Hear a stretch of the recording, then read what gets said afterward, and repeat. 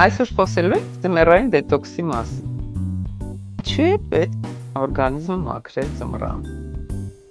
Մենք գիտենք, որ մեր օրգանիզմը ինքնավերականգնվող համակարգ է եւ ինքը կարիք չունի մաքրվելու։ Սակայն, քանի որ մենք հիմա ապրում ենք մի ժամանակաշրջանում, երբ օդը, ջուրը, սնունդը եւ ինֆորմացիան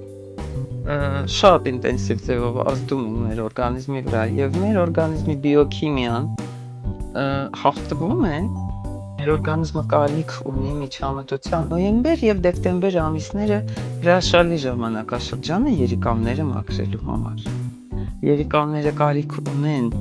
հանգստի եւ վերականգնվելու, որովհետեւ նրանք համարվում են մեր օրգանիզմի երկրորդ ֆիլտրը եւ մաքրելով երիկամները դուք շատ կօգնեք ձեր օրգանիզմի նյութափոխանակությանը, ընդհանուր առողջական վիճակին։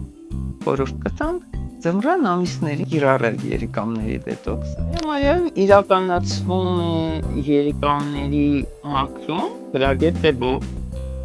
եւ այստեղ կան բավականին հետաքրքիր եւ օգտակար պրոցեդուրաներ, որոնք կնպաստեն ձեր ընդհանուր օրգանիզմի մաքրմանը եւ երիկամների երիտասարդացմանը։ Համեցեք, Այա Մարիա։